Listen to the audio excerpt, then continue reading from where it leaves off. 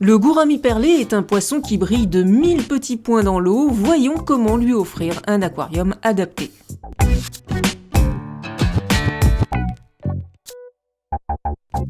Le Trichopodus lyri, anciennement appelé Trichogaster lyri, est un poisson tropical d'eau douce originaire d'Asie du Sud, de Malaisie et de Bornéo, entre autres. Son nom commun, gourami perlé, fait bien entendu référence à sa robe parsemée de points. Il fait partie de la famille des Osphonemyidae et se retrouve le plus souvent dans des plans d'eau de type marécageux. Pour pouvoir s'orienter dans des eaux troubles où il y a peu de visibilité, ses nageoires pelviennes se sont transformées en longs filaments qui permettent de tâter son environnement. Il est de taille moyenne avec 12 cm environ à l'âge adulte. Son espérance de vie aux alentours des 8 ans vous permettra de profiter de lui longtemps. D'autant plus que c'est un poisson assez robuste qu'on recommande souvent aux débutants. On le maintient en couple le plus souvent et pour accueillir un duo de ce beau gourami, il faudra prévoir un aquarium d'au moins 200 litres. Avoir plusieurs femelles ensemble ne pose pas de problème, mais les mâles entre eux peuvent être belliqueux, surtout en période de reproduction.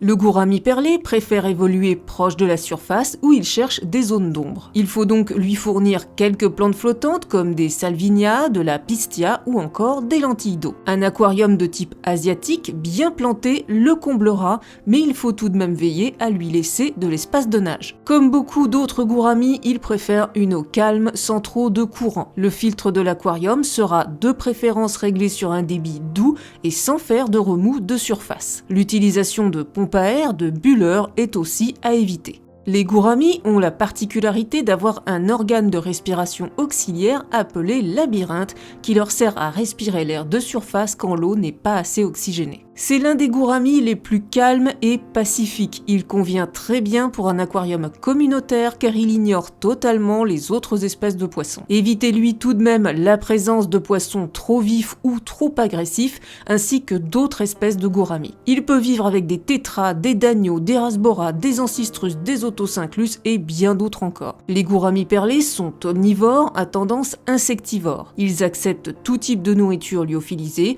flocons, petits granulés pour poissons tropicaux, mais aussi artémia, daphnie et larves de moustiques congelés ou vivants. Notez qu'ils sont aussi friands des hydres, souvent indésirables, qui peuvent s'inviter dans nos aquariums. C'est un poisson tropical, il lui faut donc une eau chauffée entre 24 et 28 degrés, un pH légèrement acide entre 6 et 7 et une eau douce entre 2 et 10 degrés GH, soit une conductivité comprise entre 75 et 350 microsiemens par centimètre. La reproduction en aquarium est réalisable, un couple peut se reproduire dans l'aquarium sans intervention de notre part. Chez les gouramis perlés adultes, on voit assez nettement la différence entre mâle et femelle. Le mâle ayant une gorge bien rouge et une nageoire anale plus large et formant de petites pointes. Une femelle prête à pondre se remarque à son ventre plus gonflé, c'est alors le signal pour le mâle qui va construire un nid de bulles quelque part en surface de l'aquarium dans les plantes flottantes. Une fois le nid prêt, il invite la femelle à se placer en dessous en paradant. S'ensuit plusieurs étreintes et la ponte des œufs qui sont fécondés aussitôt par le mâle directement dans l'eau en dispersant sa semence. Le mâle va alors aider les œufs à remonter vers le nid de bulles et chassera vigoureusement la femelle. Les cachettes naturelles présentes dans l'aquarium l'aideront alors à rester à l'abri de l'instinct protecteur du mâle. C'est donc lui qui s'occupera de veiller sur les œufs. Une ponte compte en moyenne 200 à 300 œufs qui éclosent en 1 à 2 jours. Il faut ensuite encore attendre 4 ou 5 jours pour que les alevins nagent librement. À ce stade, le mâle ne s'occupe plus du tout d'eux et pourra même les gober. Si on souhaite essayer de garder quelques alevins, il faut donc les retirer de l'aquarium d'ensemble à ce moment-là. Dans un aquarium de 50 litres environ, rempli avec de l'eau du bac principal et chauffé à la même température, on place de la mousse de java et des plantes flottantes qui fourniront des aliments microscopiques aux alevins la première semaine.